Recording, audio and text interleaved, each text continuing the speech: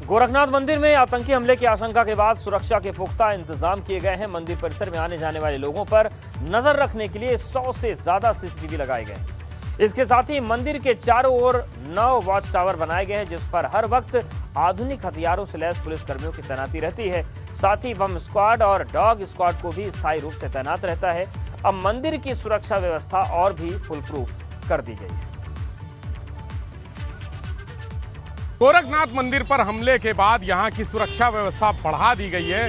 सुरक्षा व्यवस्था पुख्ता करने के लिए तमाम आला अधिकारी यहां व्यवस्थाओं में जुटे हुए हैं और हम आपको दिखाते हैं। और डीआईजी एन रविंदर साहब भी हमारे साथ आ गए हैं। सर, ये सुरक्षा व्यवस्था बहुत मजबूत हो गई है, क्या क्या इंतजाम है?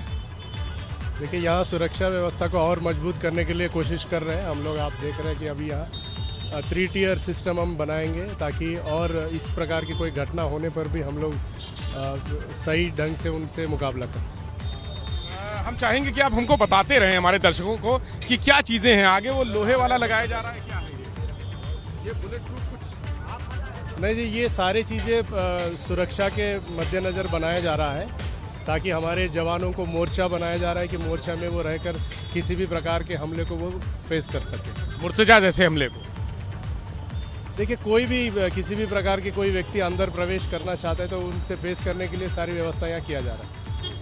तो रविंदर जी डीआईजी हैं गोरखपुर के, और यहाँ पर देखिए हम आपको दिखाते हैं कि किस तरह से ये मोर्चा, इस मोर्चे को कहते हैं, जो लोहे का स्ट्रक्चर दिख रहा है, ये है बुलेट प्रूफ मोर्चा। बुलेट प्रूफ मोर्चा यानी इस पर इतना भारी है, इतना वजनदार है कि इस पर गोलियों का भी असर नहीं होगा। ये यहाँ लगाया जा रहा है। ये गेट पर ही लगाया जाएगा जी, गेट पर ही लगेगा। इसके अंदर कौन तैनात रहेगा? संतरी असलहों के साथ? जी।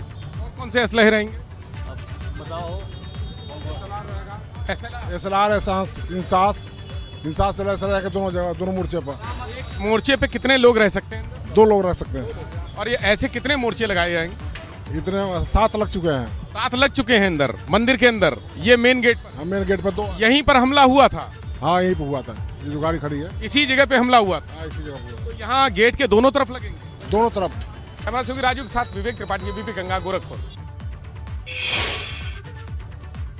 तो देखा आपने कि किस तरीके से गोरखनाथ मंदिर की सुरक्षा व्यवस्था कड़ी कर दी गई है। और गोरखपुर के एडीसी जोन अखिल कुमार का कहना है कि मंदिर की सुरक्षा के पुख्ता इंतजाम सुनिश्चित कराए जा रहे हैं। जिस तरह से मुर्तजा ने मंदिर के गेट पर सुरक्षा कर्मियों को निशाना बनाया है, ऐसा दोबारा ना हो, इसके लिए बुलेट प्रूफ मोर्चा लगाया गया है। साथ ही सुरक्षा का नया प्लान जो है 1 महीने के अंदर लागू कर दिया जाएगा।